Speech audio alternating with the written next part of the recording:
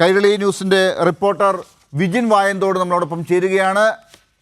Thiruvananthapuram railway station പരിസരത്ത് ഈ ആമേഴഞ്ചാൻ തോട്ടിലെ പ്രശ്നം നടക്കുന്ന ഇടത്താണ് ഇപ്പോൾ വിജിൻ വായന്തോടുള്ളത്. വിജിൻ, എന്താണ് ഇപ്പോൾ ഏറ്റവും ഒടുവിൽ അവിടെ ഈ രക്ഷാ ദൗത്യവുമായി ബന്ധപ്പെട്ടുള്ള നീക്കങ്ങൾ? റെയിൽവേ എന്തെങ്കിലും പറയുന്നുണ്ടോ?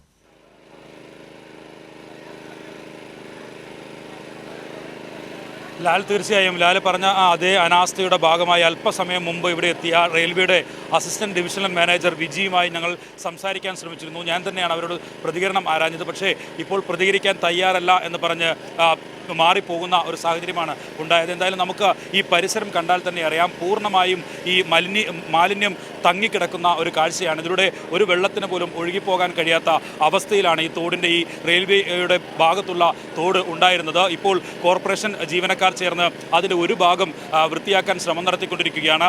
കുപ്പികളും പ്ലാസ്റ്റിക് കുപ്പികളും മറ്റ് പ്ലാസ്റ്റിക് വേസ്റ്റുകളും എല്ലാം നിറഞ്ഞിരിക്കുന്ന അവസ്ഥയിലായിരുന്നു ഈ തോട് ഉണ്ടായിരുന്നത്. അതിനിടയിലേക്കാണ് ഈ ജോയി പെട്ടുപോയിരിക്കുന്നത് എന്നാണ് ഇപ്പോൾ മനസ്സിലാക്കാൻ കഴിയുന്നത്. ഇപ്പോൾ നേരത്തെയൊക്കെ സ്കൂബ ടീം രക്ഷാദൗത്യം ഏറ്റെടുത്ത് പരിശോധന നടത്തിയിരുന്നെങ്കിലും 40 മീറ്റർ മാത്രം ദൂരത്തിലേക്ക് മാത്രമേ സ്കൂബ ടീമിന് പോകാൻ കഴിഞ്ഞുള്ളൂ. ആദ്യഘട്ടത്തിൽ 30 മീറ്ററും പിന്നീട് 10 മീറ്റർ കൂടി അവർ പരിശോധന നടത്തി.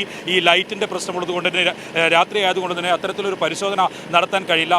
അവർക്ക് മുട്ട് കുത്തി നിന്ന് തപ്പുന്ന രീതിയിൽ പരിശോധനയായിരുന്നു നടത്തിയത്. അവർ തന്നെ നമ്മളോട് സംസാരിച്ചപ്പോൾ പറഞ്ഞത്, അതായത് കൈയും കാലും വെച്ച് പരതി നോക്കിക്കൊണ്ടാണ് ഈ സെർച്ചിങ് നടത്തിയത്. അല്ലാതെ നേരിട്ട് കണ്ണിന് കാഴ്ചയിൽ കാണാൻ കഴിയില്ല. അത്തരത്തിലാണ് 40 മീറ്ററോളം ദൂരം പോയത്. ഇനിയും ആ മാൻഹോളിലേക്ക് എത്താൻ 20 മീറ്റർ കൂടി ദൂരമുണ്ട് എന്നാണ് കണക്ക് കൂട്ടുന്നത്. ഇപ്പോൾ ഏറ്റവും അവസാനം നടത്തുന്ന തിരച്ചിൽ എന്ന് പറയുന്നത് ഈ മാൻഹോളുകൾ വൃത്തിയാക്കാൻ ഉപയോഗിക്കുന്ന റോബോട്ടിക് സംവിധാനം ഉപയോഗിച്ചുള്ള പരിശോധനയിലേക്കാണ് കടക്കുന്നത്.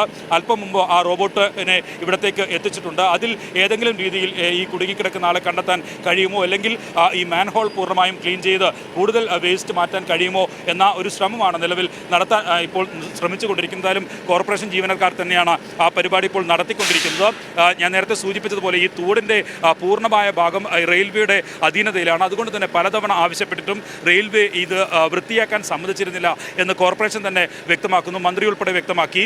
നേരത്തെ കോർപ്പറേഷൻ റെയിൽവേക്ക് നൽകിയ ഈ കത്തിൻ്റെ പകർപ്പും നമ്മൾ തന്നെ നൽകിയിരുന്നു. എന്തായാലും ഇത്തരത്തിൽ വെള്ളക്കെട്ട് ഉൾപ്പെടെ പരിഹരിക്കാൻ ഇവിടുത്തെ തോട് മാലിന്യം പൂർണ്ണമായും നീക്കുക എന്നുള്ളതാണ് ഏറ്റവും പ്രധാനമായി ആവശ്യപ്പെട്ടിരുന്നത്. പക്ഷേ അതിന് റെയിൽവേ തയ്യാറായിരുന്നില്ല. ആ അനാസ്ഥയാണ് ഇപ്പോൾ ജോയിയെ കാണാതെ ആവുകയും അതിനുള്ള അയാൾക്ക് വേണ്ടിയുള്ള തിരച്ചിൽ നടത്തുന്ന ഒരു ഘട്ടത്തിലേക്കും എത്തിയിരിക്കുന്നത്. ലാൽ.